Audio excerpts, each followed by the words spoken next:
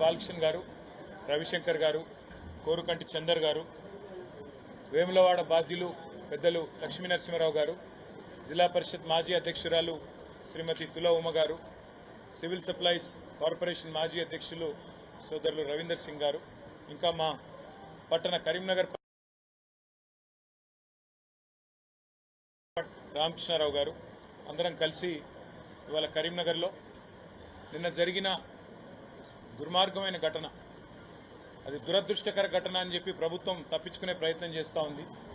ఒక దుర్మార్గమైన ఘటన, సభ్య సమాజం తలదించుకునే విధంగా నాగరిక సమాజం, అందులో ముఖ్యంగా కరీంనగర్లో ఉండే చైతన్యవంతమైన ప్రజానీకం ఒక్కసారిగా ఉలిక్కిపడే విధంగా జరిగిన సంఘటన ఏదైతే ఉందో, ఈ విషయంలో మా పెద్దలు పార్టీ అధ్యక్షులు తెలంగాణ తొలి ముఖ్యమంత్రి కేసీఆర్ గారి ఆదేశం మేరకు మేమందరం కూడా ఇవాళ నిన్నటి ఘటనలో జరిగిన బాధితులను పరామర్శించి వారికి ధైర్యం చెప్పి, అట్లాగే ఏ జ్యువెలరీ సంస్థ అయితే ఉందో పిఎంజే, ఆ సంస్థ యాజమాన్యంతో కూడా మాట్లాడి ఏం జరిగిందో తెలుసుకుని, అట్లాగే స్థానికంగా ఉండే పోలీస్ అధికారులతో కూడా మాట్లాడి మరి సంఘటన జరిగి దాదాపు 30-32 గంటలైతా ఉంది.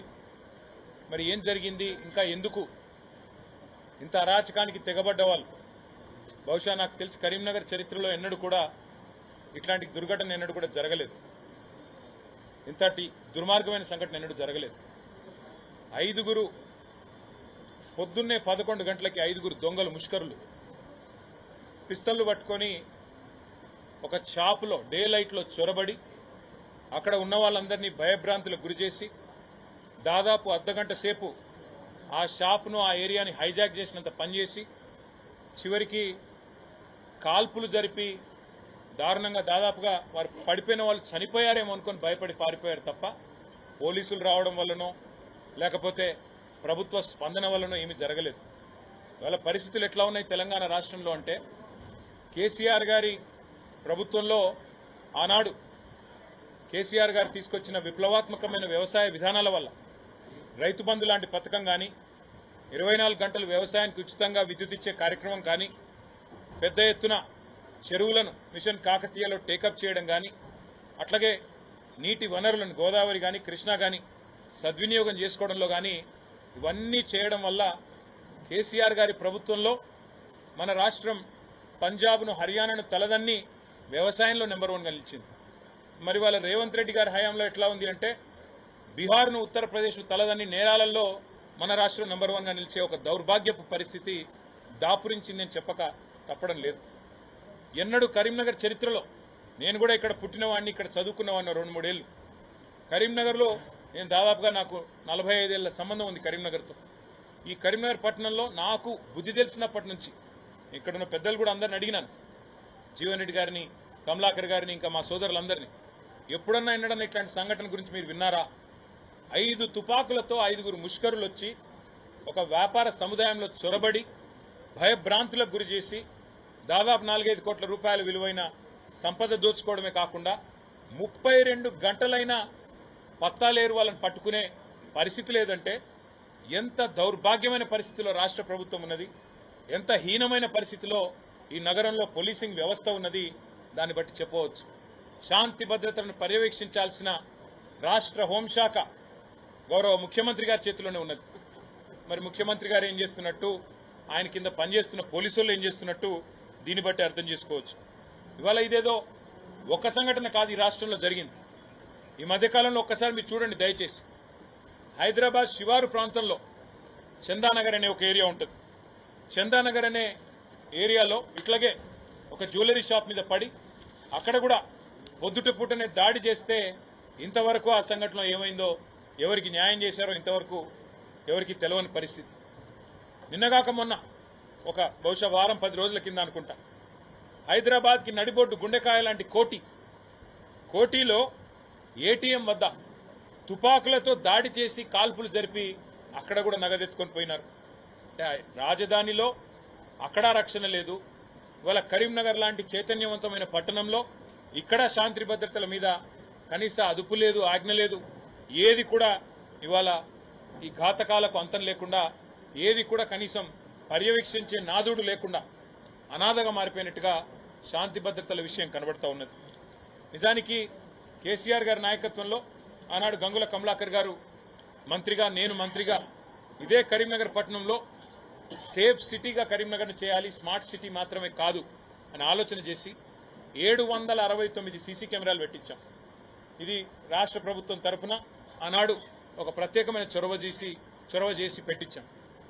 కమలాకర్ గారు స్థానిక శాసనసభ్యుడు కూడా కాబట్టి ఆయనకు ప్రజల మీద ఉండే ఒక కమిట్మెంట్తోని ఇక్కడ ఉండే అపార్ట్మెంట్లు కానీ, గేటెడ్ కమ్యూనిటీలు కానీ, బస్తీలు కానీ వాళ్ళందరినీ మోటివేట్ చేసి ఆయన కూడా దాదాపుగా రకరకాలుగా పర్సనల్ కెపాసిటీలో, ఆ కమ్యూనిటీ కెపాసిటీలో ఒక 1000 పైచలకు సీసీ కెమెరాలు ఆయన కూడా పెట్టించారు. అంటే ఒక సేఫ్ సిటీగా ఉండాలి. ఎక్కడైనా ఒక చిన్న చీమ చిటుక్కుమన్నా, ఒక నేరం జరిగినా, ఒకరు వాకింగ్కి పోయినా, పొద్దున మన కుటుంబ సభ్యులు లేదా ఒక పార్కుకి పోయినా, ఒక షాపుకు పోయినా, ఇంకొకడికి పోయినా సేఫ్గా మళ్ళీ ఇంటికి రావాలి. ఎవరైనా నేరం చేయాలి అంటే భయపడాలి అనే విధంగా మేము ఆనాడు బ్రహ్మాండంగా కార్యక్రమాలు తీసుకున్నాం. ఒక సీసీ కెమెరాలు మాత్రమే కాదు, ఆ రోజు శాంతి భద్రతల విషయం ఎంత పటిష్టంగా ఉండేదంటే కేసీఆర్ గారి నాయకత్వంలో, కేసీఆర్ గారు ముఖ్యమంత్రి అయిన తర్వాత ఇచ్చిన మొట్టమొదటి జీవో హోంశాఖకే ఇచ్చారు. ఇచ్చి రాష్ట్ర వ్యాప్తంగా అప్పటికి ఆ డొక్కు బండ్లు ఉండేటి పోలీసులకు, అవి నూక్కుని దొంగలెంబడ ఉరకాలంటే ఆ బండ్లు వాటిని నూకాల్సిన పరిస్థితి ఉండేది పోలీసులకి. అట్లాంటి బండ్లన్నీ తీసేసి బొలేరో వాహనాలు, ఇన్నోవా వాహనాలు, రాష్ట్ర వ్యాప్తంగా 350 కోట్లు మొదటి జీవో. ఎందుకంటే శాంతి భద్రతల పరిరక్షణకి టాప్ ప్రయారిటీ ఇచ్చి కేసీఆర్ గారు రాష్ట్ర వ్యాప్తంగా ఆధునీకరించారు.